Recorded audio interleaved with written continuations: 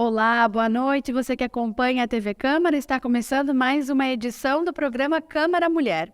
Estamos no mês de maio, impossível não falar sobre a maternidade.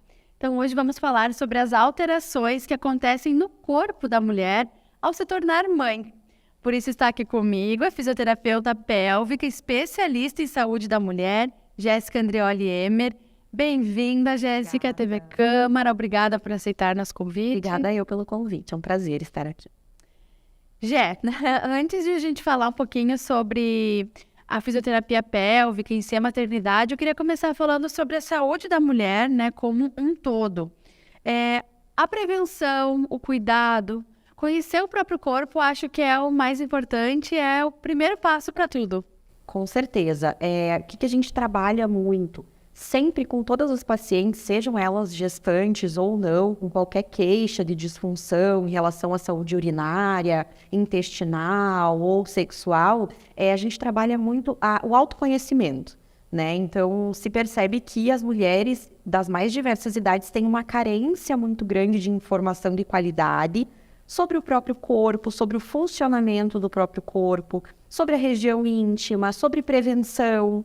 Então, sempre qualquer tratamento parte dessa parte de autoconhecimento que é super importante e fundamental. Fazer check-ups também é parte de, antes de surgir um problema, ir procurar ajuda, seja uma ginecologista, uma fisioterapeuta, também é essencial. O que eu sempre comento com elas, a gente prevenir uma disfunção sempre é mais fácil, mais rápido, menos custoso do que a gente tratar uma disfunção, né? Então, fazer check-ups anuais, tanto com a ginecologista quanto com a fisioterapeuta pélvica, né? Tem mulheres que têm mais fatores de risco, digamos assim, para desenvolver alguma disfunção pélvica, como, por exemplo, mulheres que fazem treinos de alto impacto, corrida, crossfit, mulheres que estão gestantes. Então, essas mulheres deveriam sim fazer um atendimento aí preventivo para que a gente pudesse atuar na prevenção antes de ter que tratar qualquer coisa, né? Jéssica, a fisioterapia pélvica, fala um pouquinho pra gente. Ela ganhou mais fama, notoriedade, né, nos últimos anos, mas é um trabalho aí que se desenvolve há muito tempo. Fala um pouquinho o que é, qual parte do corpo da mulher vocês cuidam? Olha, o fisioterapeuta pélvico trabalha com a musculatura do assoalho pélvico. Então, o que eu costumo explicar para as minhas pacientes? A gente trabalha com a função dessa musculatura pélvica, que é a musculatura que fecha o nosso quadril por baixo, tá? Então, reveste toda a parte íntima dos genitais, toda essa musculatura que é responsável por fazer com que a gente consiga segurar o xixi, por exemplo, que está diretamente ligada com a gestação, com o nascimento, com a função sexual da mulher. Então, o fisioterapeuta pélvico é o profissional que trabalha com a função ou com disfunções ligadas a essa musculatura. Perfeito. Então vamos falar de maternidade agora. A Jéssica também é mãe, né, de um bebezinho, Jéssica.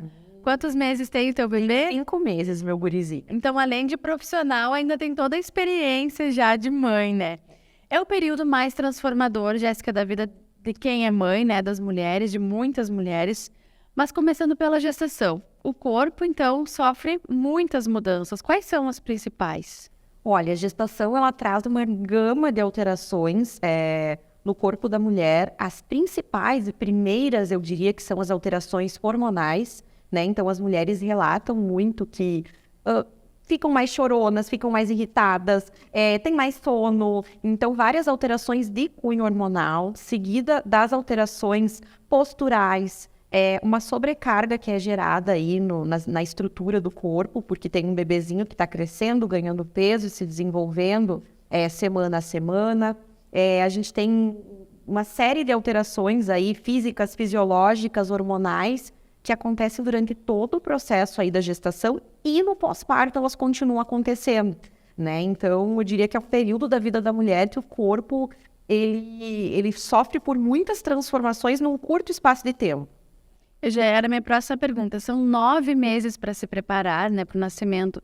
Então, não é uma transformação também do dia para a noite. o corpo, claro, sofre o aumento da pressão dentro do abdômen, todos os órgãos ali são afetados, por isso a gente vê também, depois a gente vai falar um pouquinho sobre questões urinárias, então tudo isso, bexiga, tudo ali é mexido, né? É como se os órgãos tivessem que se espremer para dar espaço para esse bebezinho que está crescendo, né? Se a gente pensar que um bebê aí em torno das 39, 40 semanas, tem bebês que nascem com 3,5 kg, 4 quilos, é um bebê de um tamanho considerável, então os órgãos, intestino, bexiga, todos os órgãos ali ficam espremidinhos para dar espaço para esse bebê se desenvolver, né? Então, realmente, não tem como não ter nenhum sintoma, né, em decorrência disso.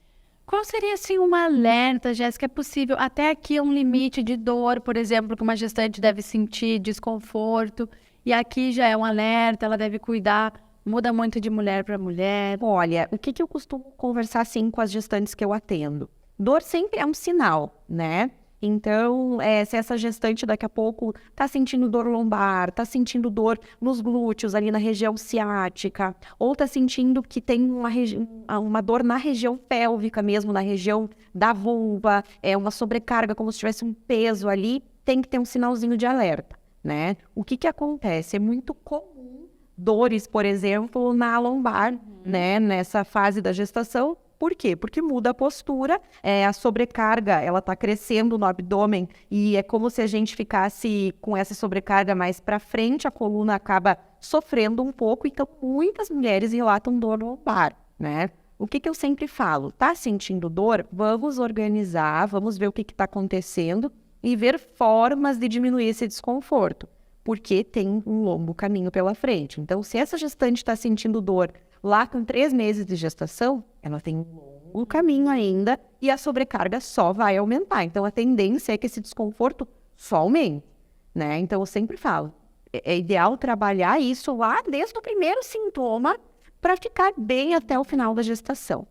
Eu acredito que devem ter também alguns fatores de risco. Por exemplo, uma mulher que era sedentária quando engravidou, que não praticava atividade física, acaba tendo uns sintomas mais intensos. Com certeza. Também mulheres pensando assim que daqui a pouco tá gestante, mas tem um filho pequeno. Então essa é uma mulher que vai com certeza pegar o filho no colo, vai ter mais esforço físico, né? Isso pode ser Problema de saúde. Exato, pode ser um fator de risco. A profissão da mulher. Mulheres que trabalham muito sentadas ou que trabalham fazendo muito esforço físico também pode ser um fator de risco aí para ter mais desconfortos, né? Então, tudo isso a gente tenta ajustar nessa primeira consulta com a fisioterapia pélvica, ajustar esse trabalho, ajustar daqui a pouco se ela trabalha muito sentada, que ela tenha períodos de descanso, que ela tenha períodos para mobilizar esse quadril, tudo para fazer com que ela fique o mais confortável possível até o final da gravidez. Na prática, então, como essa mãe, essa mulher pode se preparar melhor para esse período? Olha, o ideal é sempre se manter ativa, tá? A menos que tenha alguma intercorrência aí que por parte do médico, ele diga que essa mulher não pode praticar atividade física por algum motivo, tá? Caso contrário, o ideal é que essa mulher se mantenha ativa. Se ela já faz atividade física, já fazia antes de engravidar, normalmente, dependendo da atividade que ela fazia, ela vai seguir fazendo, né? Com alguns ajustes ali, mas ela vai seguir se movimentando. A gente percebe que quanto mais ativa essa gestante se mantém, menos desconfortos ela vai ter. Então, é uma forma de prevenção de disfunções, de desconfortos bem importante. Nas sessões, assim, de fisioterapia pélvica, então, quando começar, né? Qual é mais ou menos a idade que vocês indicam ou que os médicos indicam? Olha, normalmente a gente faz a primeira consulta ali a partir das 14 semanas de gestação ou assim que o obstetra libera. Tem obstetras que liberam antes, então daqui a pouco se a gente percebe que essa mulher já está com dor lombar, com algum desconforto, ela acaba vindo antes, com a liberação do médico, mas em via de regra, a partir das 14 semanas a gente já faz a primeira consulta. No geral, uma vez por mês, uma vez por semana, Jéssica, como é que funciona? Depende do que a gente percebe nessa primeira consulta. Então, normalmente, assim, elas vêm com 14 semanas e depois elas voltam lá mais no final da gestação, a partir das 32, 33 semanas, e aí são sessões semanais, né? Claro que a gente ajusta de acordo com o caso de cada mulher, mas normalmente são a partir das 33 semanas, sessões semanais até o final. Fala um pouquinho pra gente, então, de como é que são essas sessões. Vocês têm também ajudas de aparelhos, exercícios. Como funciona essa preparação na prática? Olha, depende muito aí do desejo da mulher também, né? Então, na primeira consulta, a gente conversa sobre o desejo da via de parto dessa mulher. Então, tem mulheres que desejam aí buscar pelo parto vaginal, tem mulheres que não. Então, a gente vai guiando as sessões de acordo com esse desejo da mulher também, né? Nas sessões de fisioterapia pélvica, é muito trabalhado com as gestantes exercícios, né? Então, a gente trabalha exercícios de mobilidade pélvica, exercícios que ajudam a posicionar bem esse bebê dentro do quadril, da pelve, facilitando aí o processo do nascimento. São exercícios que a mulher vai aprendendo também para que ela possa utilizar durante o seu trabalho de parto, né? Visto que esse neném precisa ir achando os espaços dentro da pelve, do quadril da mulher, para passar pelo canal de parto, né? A gente vai preparando tudo isso durante a gravidez.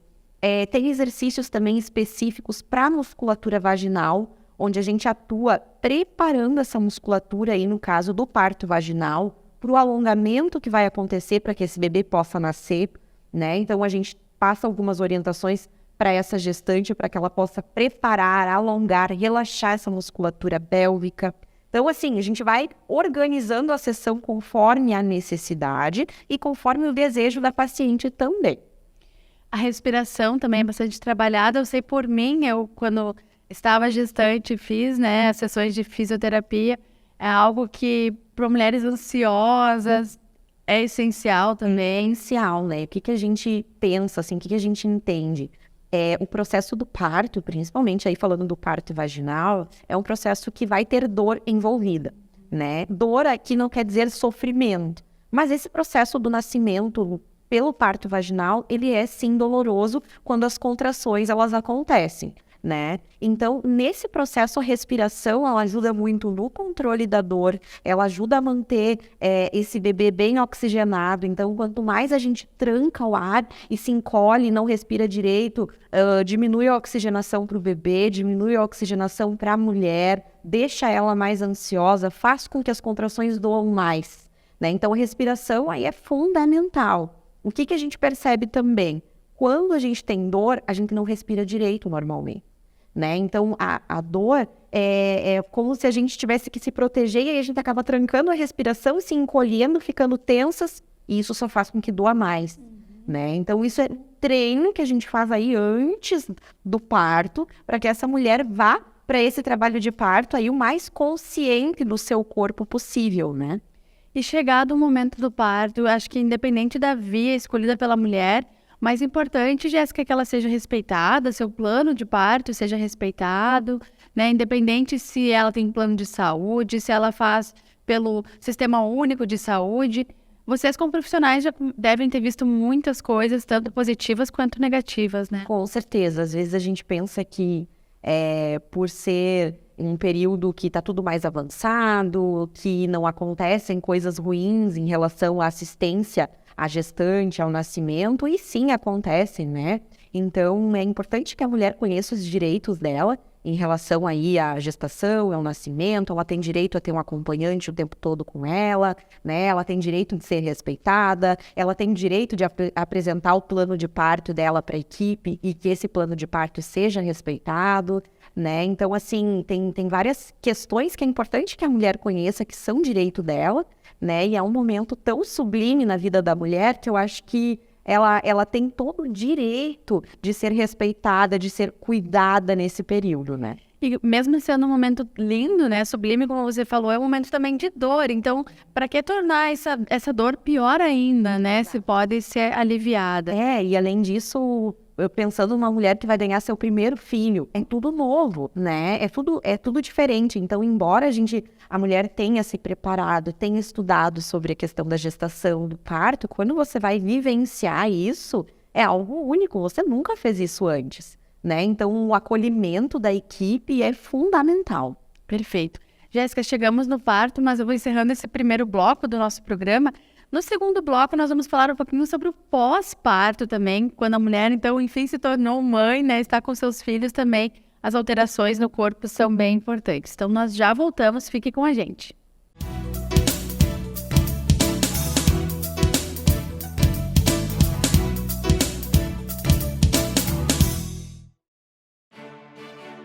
A Câmara de Vereadores é a Casa do Povo. Aqui são criados, votados e aprovados os projetos de lei que definem o rumo e o futuro do nosso município. A Câmara de Vereadores também exerce a função fiscalizadora, supervisionando as ações e decisões do Poder Executivo. Faça parte das decisões. Quando a comunidade participa, a cidade cresce.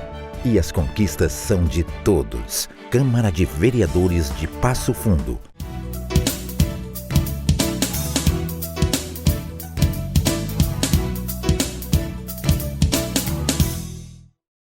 Estamos de volta com o programa Câmara Mulher aqui no canal 16, na TV Câmara. Você que acompanhou o primeiro bloco ou você que está chegando agora, estamos falando sobre maternidade, mais específico sobre as alterações no corpo da mulher nesse período. Falamos então aqui comigo a Jéssica Emer, fisioterapeuta pélvica, especialista em saúde da mulher. A gente falou um pouquinho sobre a preparação para o parto, a gestação, né, Gé? Mas agora o pós-parto aí vem outra fase bem importante, às vezes até mais intensa que a gestação. Podem surgir alguns problemas, por exemplo, a incontinência urinária ou a mulher que teve que passar por uma episiotomia. Então, são várias questões que ainda devem ser acompanhadas pós-parto.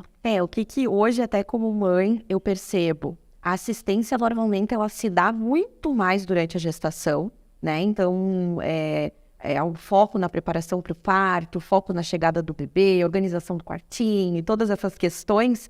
Só que tudo o que acontece depois do parto é muito intenso e, às vezes, a mulher não se preparou para esse momento, né?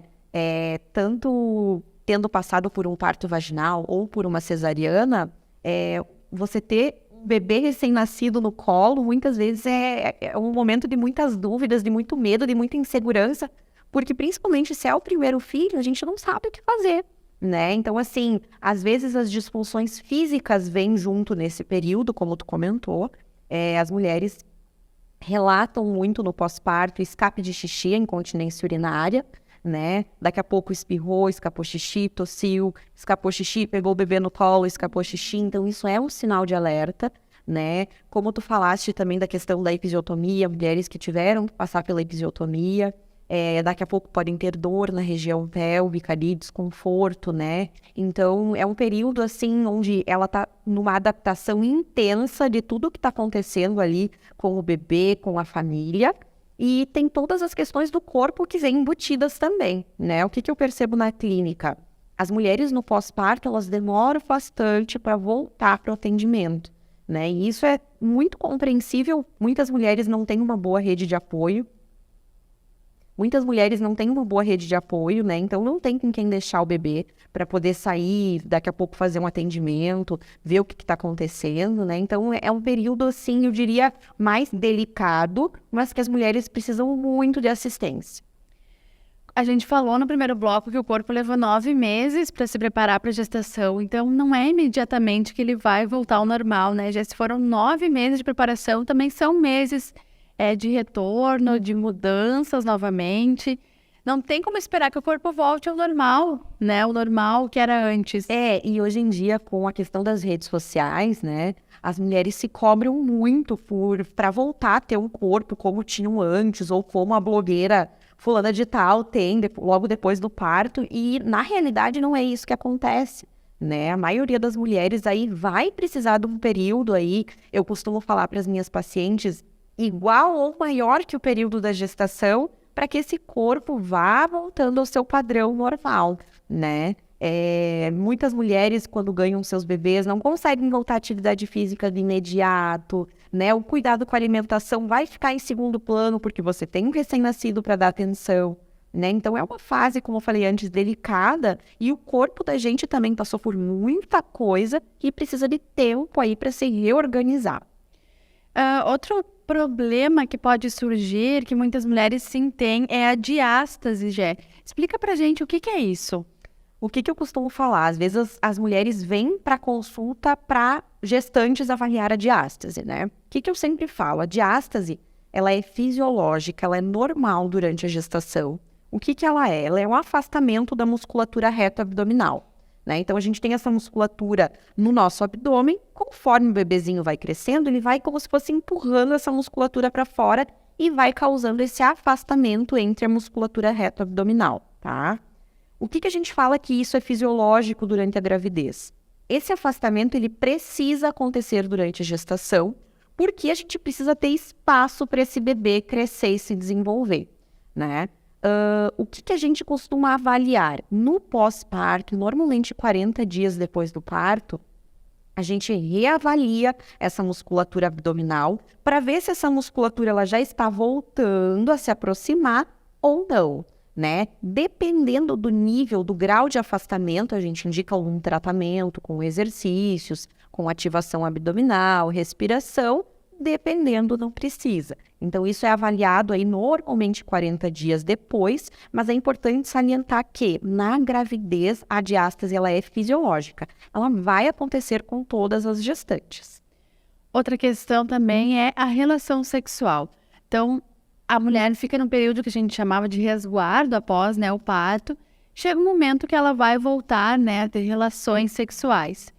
Fica com medo, primeiramente, né? A gente, claro, não estamos aqui com uma psicóloga para falar sobre essas questões psicológicas, mas eu acredito que no consultório também muitas pacientes devem chegar com essa questão. Será que eu estou preparada para voltar a ter uma relação sexual? Essa é uma outra questão bem importante que vem aí no pós-parto, né? Muitas vezes as mulheres, os casais não se preparam para esse momento, né? E o que acontece? Você vai na consulta, quem já é mamãe sabe, a gente vai na consulta aí de revisão, né, no pós-parto, e aí a ginecologista fala, não, então você tá liberada aí para voltar para tua vida sexual. E aí, muitas vezes, a mulher não se sente preparada, por mais que fisicamente, né, após a avaliação aí da ginecologista esteja tudo bem, ela não se sente preparada, né? Então, tem essa questão do medo, como tu comentou. Mulheres que passaram por um parto vaginal costumam ter mais insegurança para esse retorno, né? Mas as mulheres que tiveram uma cesariana também ficam um pouco receosas. O que é importante a gente falar? No pós-parto, existem alterações hormonais bem importantes acontecendo. Então, essas alterações, principalmente, acabam afetando aí a lubrificação dessa mulher. Então, a maioria das mulheres em pós-parto vai ter queixas de secura vaginal, tá? Isso é normal, por quê? Porque existem alterações hormonais causando isso, né? É importante que a mulher entenda as alterações que podem acontecer no pós-parto para que ela saiba como lidar com elas também. E a dor não deve ser comum. A gente falou no primeiro bloco, né, Gê, que a dor é alerta para qualquer doença, para qualquer problema.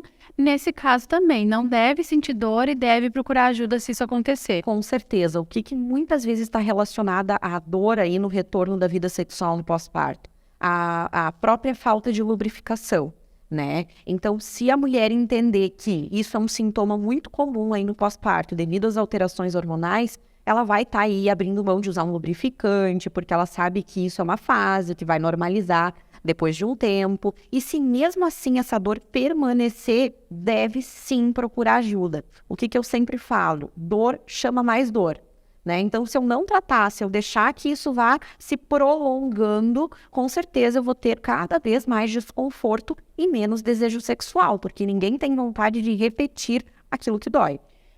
O que é disfunção sexual, já? E elas podem surgir, ter mais tendência a surgir nesse período da mulher? Como é um período de muita alteração física, de muita alteração hormonal, é um momento delicado aí da vida da mulher, onde podem sim surgir as disfunções, né? Disfunção é tudo aquilo que não está legal na vida sexual daquela mulher, né? Então, pode ser dor, pode ser ardência, pode ser algum incômodo. Tem mulheres que relatam sentir como se a musculatura vaginal estivesse mais frouxa, né? Isso também daqui a pouco pode estar incomodando na vida sexual. A diminuição do desejo sexual, a dificuldade de atingir o orgasmo. Tudo isso a gente pode enquadrar como uma disfunção sexual e tudo isso pode ser conversado, tratado aí depois da chegada dos filhos.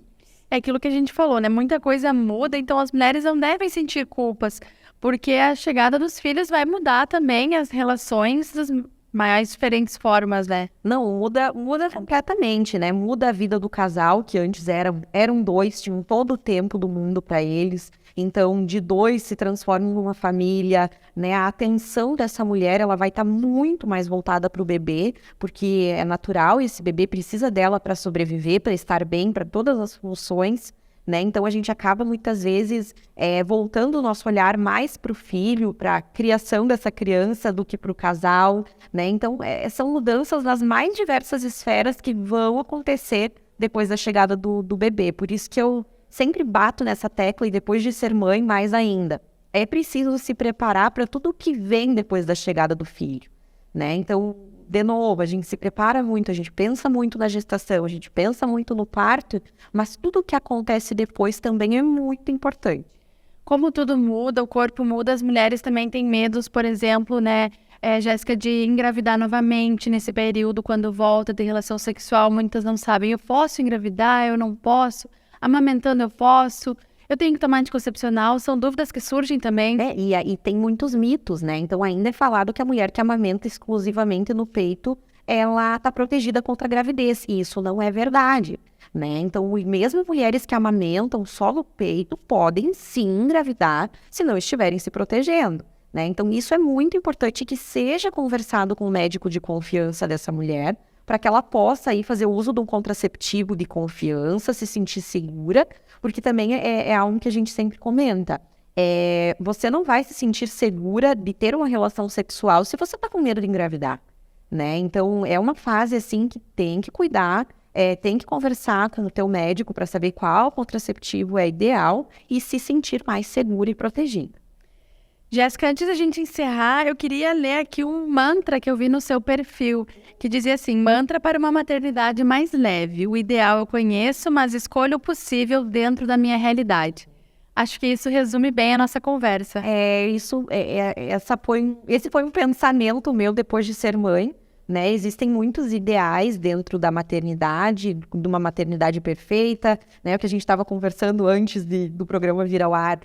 Não vou dar bico, não vou dar mamadeira, vou amamentar só no peito, não vou fazer cama compartilhada, isso pode, isso não pode, isso é bom, isso não é bom. Mas a gente sabe que, na realidade, as coisas não são bem assim, né? Então, às vezes, a gente tem que abrir mão aí de alguns recursos que a gente julgou como não ideal, como não perfeito, e aí a gente se sente culpada, né? Mas uma mãe sempre está fazendo o que acha que é melhor para o seu filho e para sua família. Mesmo que aquilo não seja o ideal, né? Mas é o ideal para a família da gente.